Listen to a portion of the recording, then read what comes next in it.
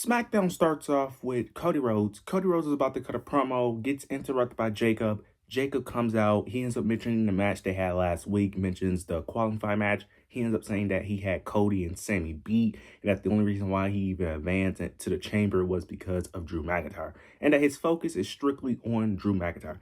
He wants Drew McIntyre to come out. You end up getting Nick Aldis. He comes out, tells Jacob that Drew is not on the show, that he gave him a day off.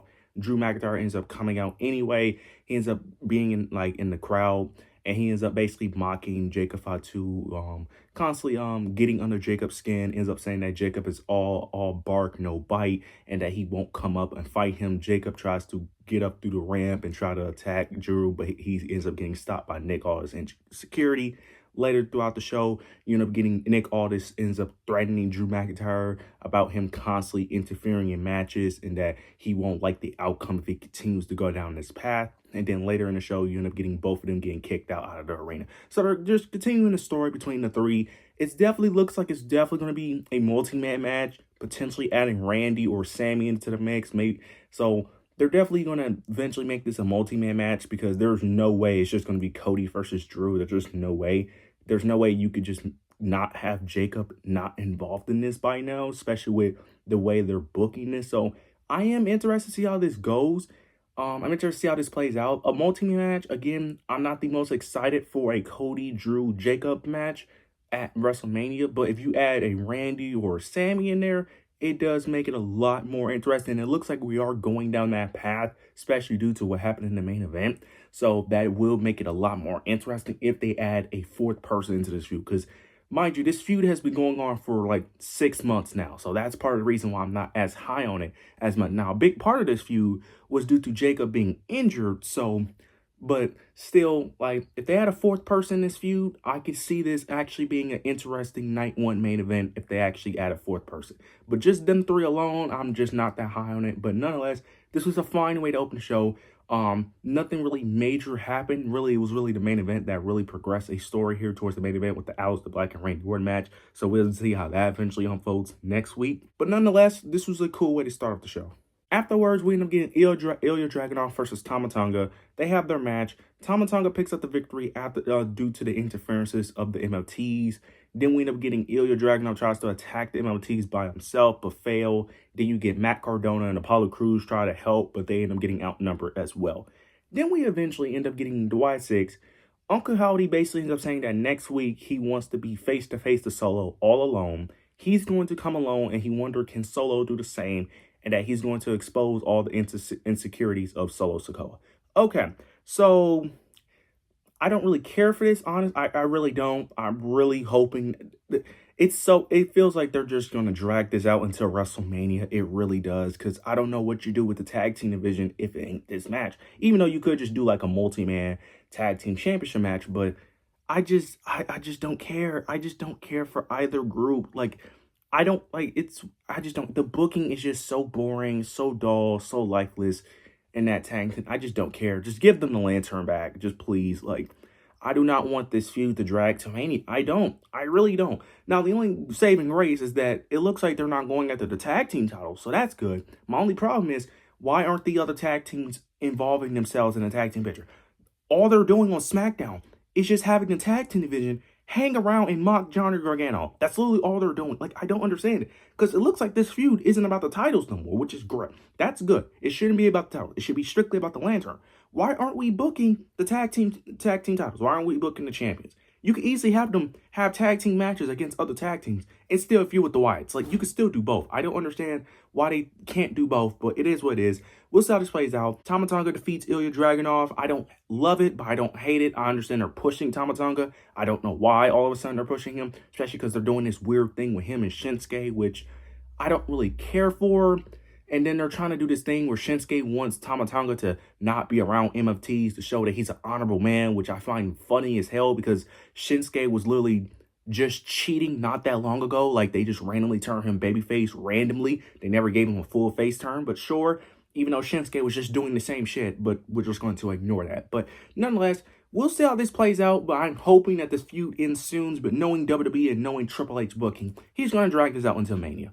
we end up getting a Jade Cargill promo. She basically ends up addressing Liv Morgan, ends up saying that she's going to be on Monday Night Raw to address Liv Morgan because she's going to be there because Liv Morgan will be making her decision on who she's going to choose at WrestleMania for the women's world titles.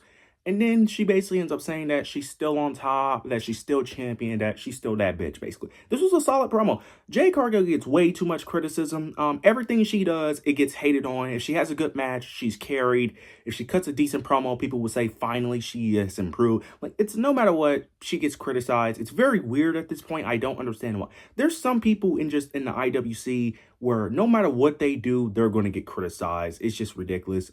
She's one of them, along with guys like Jey Uso, Sami Zayn. It's just very weird that there's a select group of people that people constantly just complain about and bitch about for no reason. But afterwards, we end up getting a little moment where Charlotte and Jade was having a little altercation with each other, but it was very shocking what ended up happening next because Charlotte didn't advance to the Elimination Chamber. So very shocking that they teased that, but Charlotte won't be in the chamber. So that's very interesting. We end up getting a segment later in the show between Michin, B-Fab, and Jade Cargill. Michin and B-Fab want some revenge on Jade, which I'm cool with this personally. This is one of the main things I've been telling people, that if Jade Cargill was to defend her title, this is who she would be defending her title against. Now, I could see a potential faction, maybe a little pairing between the three in the future. I would personally like that. I remember I said this like a few months ago when B-Fab first got interjected into this, where they could potentially have B-Fab be her mouthpiece. I don't think Jade needs one, but it would help a bit. Plus, I think this trio can actually be entertaining. Now, I am happy that Michin and B-Fab back on TV. You could hopefully they actually use them in the mid-card, not in the world title scene. I don't think they should be with Jade Cargill in the world title picture, but if you put them in the mid-card, I'm fine with it because I do think that's where their ceiling and potential lies in. As much as I like Michin and B-Fab, they're not main eventers. I see them more as the mid-card ad, so I wish they would hopefully use that because Julia could use some more fucking opponents, but knowing WWE, they're going to keep having her do everything but defend her title. So nonetheless, I did like this. This was cool. We'll see where it goes. I hope this isn't a long-term thing with Jade. Hope they just have a little mini match, and then eventually you could pair them up together or just move on and put them in the mid-card. But we'll see how this unfolds. Afterwards, we end up getting a women's elimination qualifier match between Charlotte Flair, Kiana James, and Nia Jax. This was a decent match. Very shocked by the winner of this match because we end up getting Charlotte Flair puts her opponent in submission, and then Kiana James sneaks up and ends up pinning Charlotte Flair, which was very shocking. Did not expect that.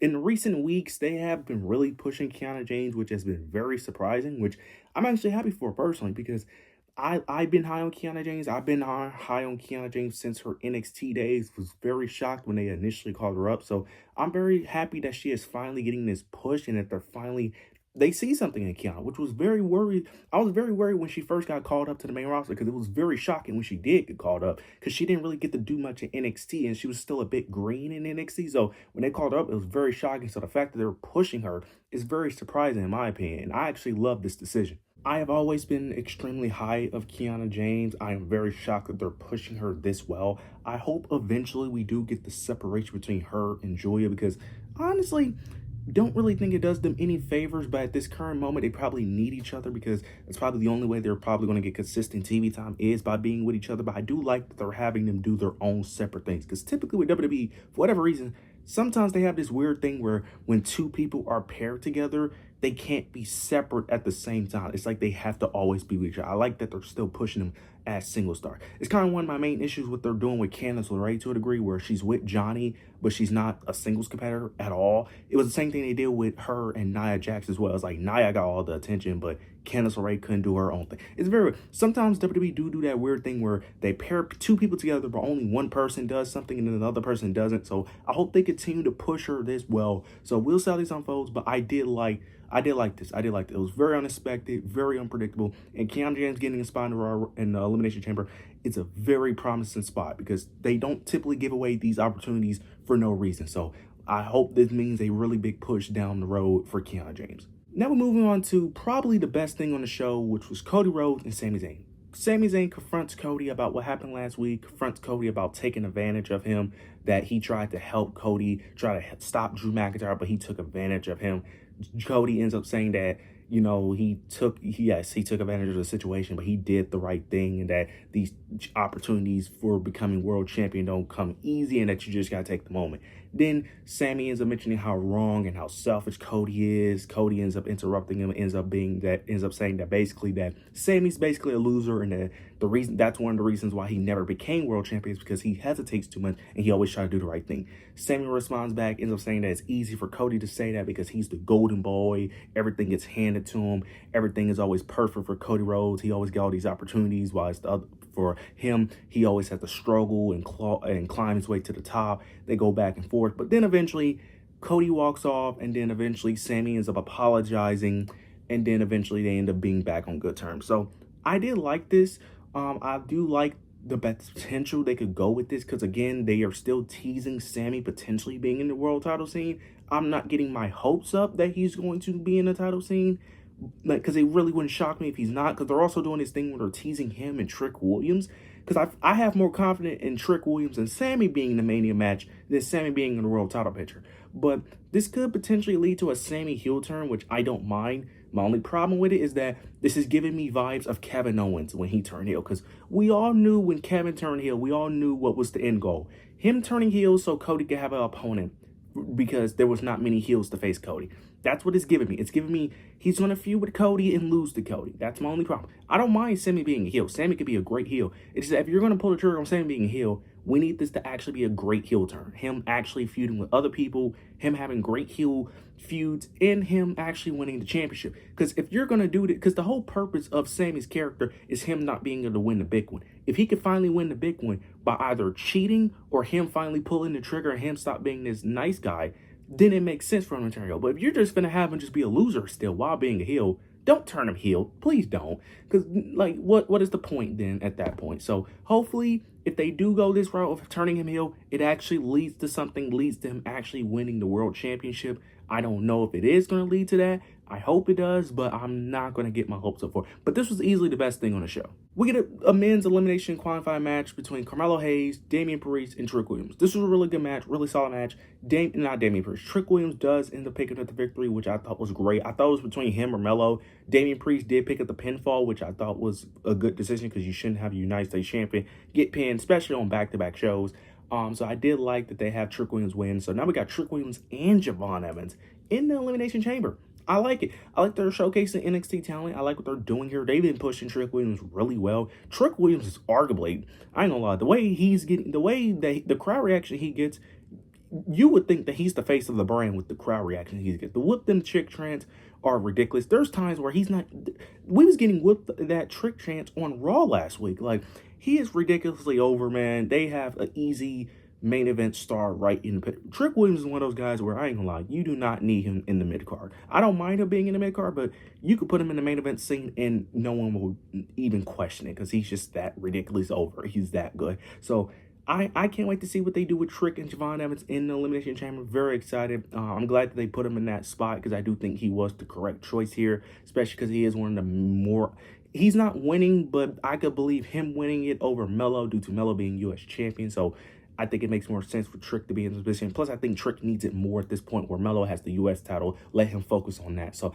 I like what they did here. Overall, good match. Glad that Trick Williams is in the chamber. Moving on to Rhea Ripley versus Julia. Now, originally this was supposed to be Io Sky, but they had Rhea replace her for whatever reason. They never explained, because it didn't look like Io Sky was injured. It did it.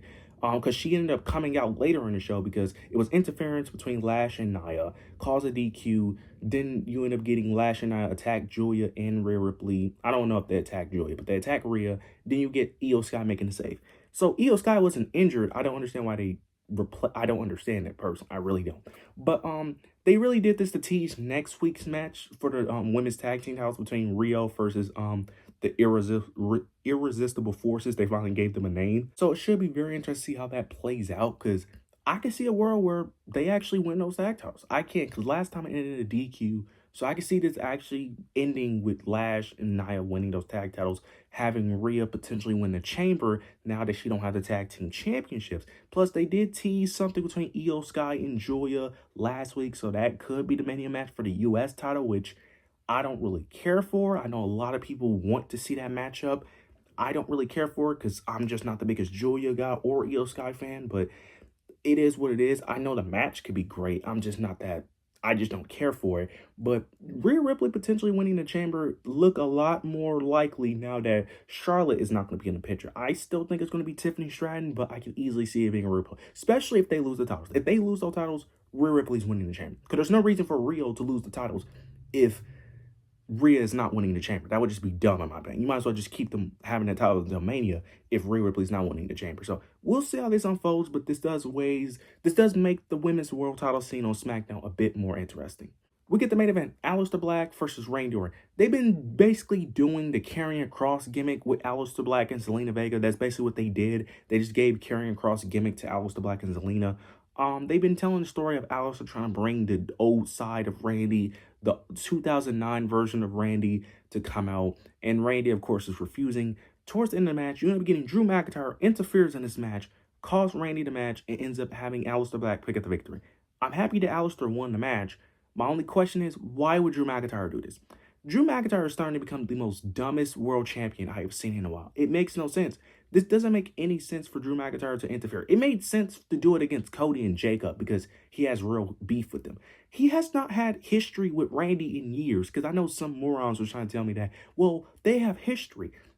Okay, the history that they haven't explained in like, I don't know how many years. Like, Drew and Randy hasn't really have any real altercation in years, so that's just dumb. Now, commentary tried to say that, well, he's interfering in everyone who's in the chamber matches.